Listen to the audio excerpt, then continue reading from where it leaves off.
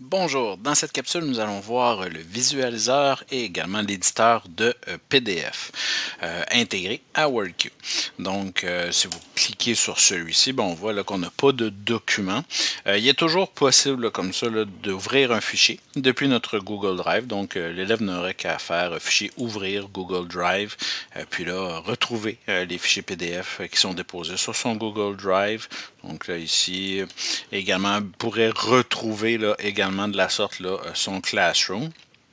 Mais il y a un moyen beaucoup plus aisé et facile pour pouvoir là, ouvrir nos fichiers PDF à partir de WordQ, bien entendu, pour pouvoir accéder à nos fonctions d'annotation et également nos fonctions d'aide, donc soit la synthèse vocale et également le prédicteur. Donc, pour ce faire, dans une situation authentique, souvent Google Classroom est utilisé par l'enseignant, l'orthopédagogue ou l'orthophoniste impliqué dans le dossier. Donc, vous allez pouvoir, là, comme ça, là, envoyer, assigner des fichiers à l'élève qui va retrouver à l'intérieur de son Google Drive. Donc, je vais aller dans mon Google Classroom. Et là, je vois que dans mes travaux scolaires, j'ai un devoir qui m'a été attitré et qui est assigné, qui est celui de devoir WordQ. Je peux faire comme ça, afficher les instructions. Donc, j'ai l'ensemble des fichiers ici à déposer. Et comme vous le voyez, bien, en plus du Google document que j'ai pris comme exemple dans la capsule précédente, j'ai également un tutoriel WordQ qui est en fichier PDF. Donc, j'aimerais bien pouvoir là, me faire lire là, comme ça là, avec la synthèse vocale, la fonction d'aide. Ici, le tutoriel WordQ. Donc, pour ce faire, l'élève n'a qu'à cliquer sur le fichier PDF en question, directement dans le Google Classroom. Donc, on n'a pas besoin là, de l'ouvrir autrement.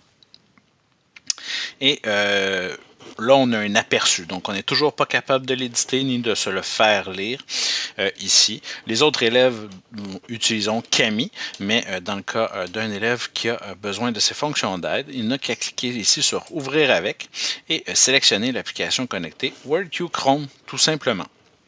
Donc, en cliquant sur WordQ Chrome, un nouvel onglet s'ouvrira. WordQ démarrera également avec justement ce fichier PDF qui va se charger à l'instant. Si l'élève toutefois préfère ne pas fonctionner à l'intérieur du navigateur, vous voyez, c'est la même interface qu'on avait. Il y a toujours la possibilité aussi de l'ouvrir dans l'appli. Donc, si vous regardez là où il y a la barre de recherche, la barre d'adresse, vous pouvez là, cliquer sur Ouvrir dans l'appli et comme ça, là, vous avez la possibilité de WordQ, vous pouvez faire mémoriser le choix, vous faites Ouvrir tout simplement et une nouvelle fenêtre. C'est le même visuel que vous allez avoir avec les mêmes fonctionnalités, que ce soit dans l'application ou dans le navigateur Chrome, tout simplement. Donc, je vais poursuivre comme ça ici dans l'application. Donc, vous voyez, on a le PDF ici en question. Si, justement, le PDF, la reconnaissance optique des caractères est effectuée, si on a la possibilité de sélectionner le texte, l'élève pourra comme ça se le faire lire sans problème. Donc, ouvrir un fichier, ouvrir WordQ ici, je vais sélectionner et on va pouvoir se le faire lire tout simplement.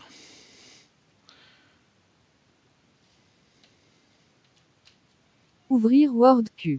Si vous avez remarqué, des fois, il y a un petit délai, là, le temps que le texte se rende, parce qu'il faut savoir que c'est quand même un site Internet, donc la connexion Internet ici est de mise.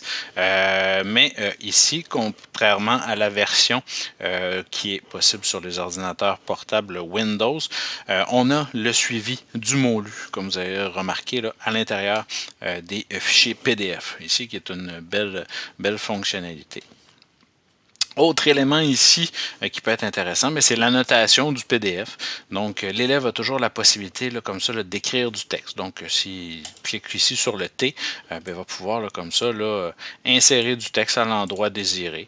Donc, et se servir de la sorte de son éditeur de texte. Donc, bonjour, tout simplement. Et voilà, il va pouvoir se servir aussi de sa prédiction ici pour pouvoir écrire. Bonjour tout le monde, voilà. Donc, l'annotation est faite. Pour que ces annotations-là soient conservées, bien entendu, on se doit d'enregistrer ici à Google Drive ou tout simplement cliquer sur enregistrer, enregistrer à Google Drive pour que le fichier, là, les modifications soient prises en compte de ce fichier PDF-là.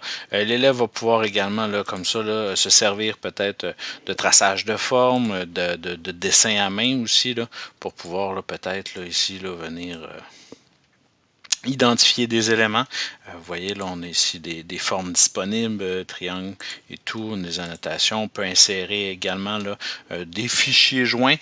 Ici, on peut aussi se servir d'une petite boîte d'identification que je trouve quand même intéressante, là, faire appel à. Donc, si vous identifiez un élément, on va pouvoir, là, comme ça, là, insérer du texte, donc pour pouvoir identifier logiciel utilisé. Donc, ça permet là, à l'élève d'identifier certains objets. Donc, quand même tout plein de beaux petits outils d'annotation possibles à utiliser, en plus de la synthèse vocale et de la prédiction de mots, du prédicteur de mots. Donc, bien important, toujours faire fichier, enregistrer à Google Drive pour pouvoir, là, comme ça, là, sauvegarder les dites modifications. Lorsque l'élève et de retour ici là, dans son fichier, bien, il va pouvoir là, comme ça là, également là, voir les modifications qui ont été effectuées si celui-ci a été envoyé en devoir avec une copie par élève. Donc voilà ici pour ce qui est de l'utilisation de l'éditeur de PDF à partir de WordQ. Je vous remercie, une belle journée à vous.